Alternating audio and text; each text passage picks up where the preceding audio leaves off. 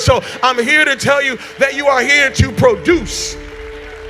You are here to make stuff happen. And I don't want you just to produce any type of fruit. I want you to produce fruit that will last. What is legacy? When we talk about legacy, a legacy is something that is passed down. It is your mark. It is your footprint in the earth. It is your contribution to the world. Legacy is so powerful because you can do something today that lives forever. Let me say that again. You can do something today that has an impact forever. I get it, somebody saying, I don't care about legacy. I'm single. I don't care about legacy. I don't have no kids. I don't care about legacy. My family never cared about me. I don't care about them. My life is my own. Why do I need to even think about legacy? Well, here's the thing I have to say to you. The thing you need to know is this. You are leaving a legacy whether you want to or not. The question is, are you going to be intentional about the legacy you're leaving? Are you actually going to be intentional, or are you just going to let anything be passed down, anything be given to others on your behalf? Some of us lived a life that stunk so bad. And many of you are paying a price for a life that you didn't live, but somebody lived before you, and they handed you down a name or a life that stunk so bad that now you got to pay forever for it. And I'm here to let you know, stop giving people this dirty, nasty, stinky life. Why don't you build a legacy so when somebody gets into the car of your life, they want to say thank you instead of, I can't believe what you did to me. Everybody here has struggled with an addiction that's not yours. It was an addiction that your family didn't deal with. It was an addiction that your father just overlooked. And so it got passed down to you. And now you're struggling with this addiction. But truthfully, if you track the addiction, your father had it, and your grandfather had it, and your great-grandmother had it, and your whole family had it. I know people who went to go buy a house. And when they went to go buy a house, they saw their credit report. And the credit score was so jacked up. And when they saw the report, they realized that mama had gave out their social security number to the whole family.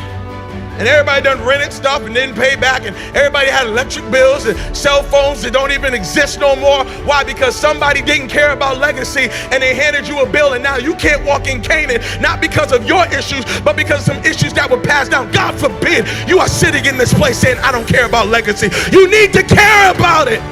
Because somebody's got to live in the life you have. You are passing something down whether you want to or not. So here's the deal. I want to give you things you need to know to leave a legacy. Number one, legacy is built now, but experienced later. If you are going to leave a legacy, you got to start building now. I'm talking to college students. Okay, don't wait. Oh, when I graduate, there's 4 years. I'm just gonna live it up.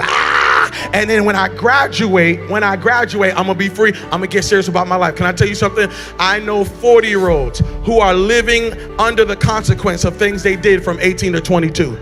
And they thought that when they left school, that they left the issue, not realizing that the issue followed them all the way into their adulthood. I'm telling you that right now you are a builder. Right now, you have to start building your life now. You got to start building credit now. You got to start building your finances now. You got to think like a farmer. A farmer thinks sowing. I'm sowing seeds, realizing that I'm not going to reap this until later.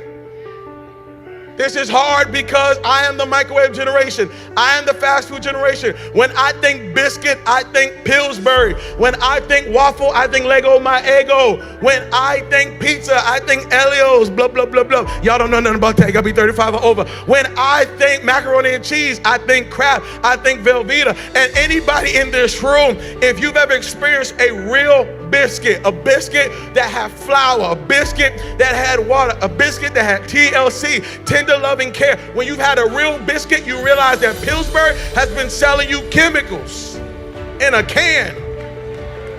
You can eat 20 Pillsbury biscuits and be fine. Eat one of mama's biscuits and you took a nap. Why? Because there's the most powerful things in the world take time. Legacy takes time. Stop trying to get legacy now. You gotta live. This is why it's difficult for some of us to get life insurance, because we can't imagine paying for a bill for some money we ain't never gonna see. Life insurance. I'm about to give them $25 a month so that there's somebody else can get. I got to die to get my million. Yes. Yes. Forget that. I don't need that. Yes, you do need that.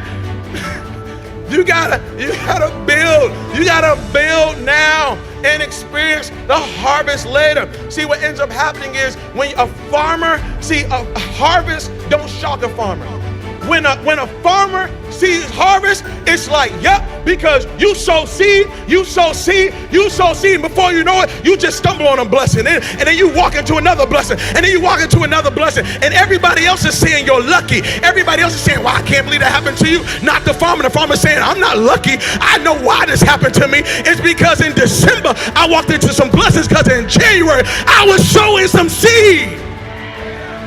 When y'all was playing around, I was sowing seed. When y'all was arguing, I was sowing seed. When y'all was up in court, I was sowing seed. So don't get mad now because I'm bumping into blessing everywhere I go. It is not an accident. I planned for this thing.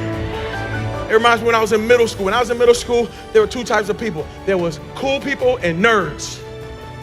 I was one of the cool kids. We made fun of the nerds, man. We get on a school bus, we slap a nerd in the head like, we already know you did your homework. You know what I'm saying? We know you ready for this test. You know what I'm saying? We know the teacher's going to ask you to answer the question. You're always going to the board answering some questions. We skip school. And we look out the window and we call the nerds like, hey nerds, we out of school. We going to get some pizza. And we would just make so much fun until award day. Because it would be like a huge banquet and cameras are there and parents are there and everybody's dressed up and the mayor walked on in and the governor's there and we're sitting there like, woo, something big is happening today. This is about to be unbelievable. And then the mayor gets up and a perfect attendance and a $350 scholarship goes to little Johnny. Johnny, come on up here. And $1,000 scholarship for school spirit. All A's. Come on, $1,000 in cash right here. Hey, and going to a trip to Disneyland. You and all of your family is the one with all the honor rolls. Come on up here, little Susie. And all the cool people are like, we didn't do nothing. This is crazy. And all the nerds are like, yeah, you like me now. How you like me now? You was laughing yesterday, but you ain't laughing today. You got to live for legacy. Second thing you need to know is you need to know that your last name is bigger than your first name. I don't care how you got your name, but you need to be living for your last name. Your first name is about you, but your last name is about us. I did a study one time, and in the study it talked about the difference between rich people and wealthy people. They say rich people think about money, but wealthy people think about legacy. They say McDonald's is a last name. Abercrombie and Fitch, last names. Armani is a last name. Baskin Robbins is a last name. Chrysler is a last name.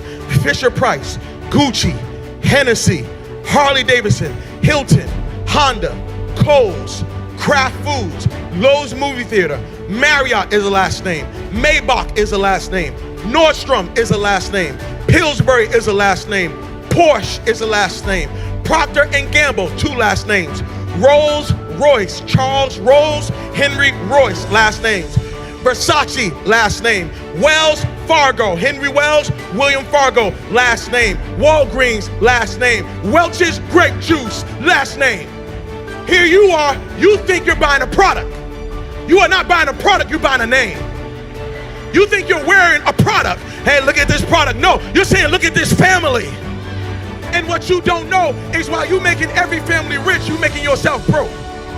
So you done went to one family called Wells Fargo and got $200,000 so you can go to another family called Rolls Royce so you can give them money to get yourself a car so you can go back to the hood and see the Joneses and say, look at what I got. Meanwhile, Wells Fargo, their family's sitting up being rich, and Harley Davidsons and Rolls Royce are being rich, and the Joneses are sitting there holding up people's stuff saying, look at what we did and we broke.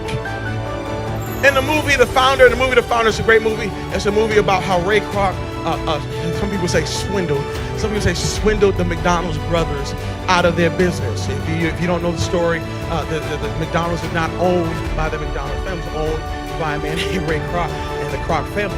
And so you need to do research. But in the movie, and one of the scenes in the movie, they say he swindled them. One of the scenes in the movie, he got them to sell, it's based on a true story, he got them to sell them the business. At the end, when they signed the contract, he asked them, he said, hey, do you know why I wanted your organization? Do you know why I wanted your business? They said, yeah, because we have the best burgers anywhere. He said, no, your burgers are all right. I've had better burgers. It's not your burgers. Then they said, well, it must be our system, our fast food. We get it out so fast. He said, no, I can improve on that. And then he said, wow, you really don't know your power. He said, I wanted your name. He said, because right now there's Burger King, Burger Joint, Burger Boy, Burger Prince, but you all are McDonald's. You all are an American name. If I just put McDonald's, I can sell salad, apple pie, fries, because everybody wants to be a part of the name. What if I told you that your blessing is attached to your name? That part of the reason why you're not wealthy yet is because you keep trying to make Yolanda wealthy. You keep trying to make Tasha wealthy. What if you made Johnson's wealthy? What if you started thinking about your kids? What if you started thinking about your legacy? Legacy. There's power in your name. Power in your name. There are some people who are attached to you who are saying, Mama, can you do something with this name? There's some people who are saying, Dad, can you do something with this name? Maybe God gave you the name to change and reverse some of the stuff that the name meant one day. My name might mean one thing right now, but I promise after today, this name's getting ready to change. I promise after today, everybody's going to want my last name. What you make happen for others has greater impact than what you make happen for yourself. The value you give others will increase your own value. Many of you don't like how much you make, not realizing that what you make is based on the value you bring to the table. And if you want more money, you got to bring more value. If you want to change your salary, you got to change what you bring, because what you make happen for others increases what happens to you. It has greater impact. If you want to make real impact, you have to give what you have to someone else. And I'm telling you that you are going to have to look at your life and recognize that everything you are doing right now is having major and great impact. Every one of your decisions, everything that you are doing, you are having impact in the life that you have right now. Can I tell you something, what you're doing and not realizing it? When you're holding and hoarding the impact, hoarding and holding some of the information that you have, there are two things you're either doing in the earth. Every decision you make, you are either perpetuating a curse or breaking one.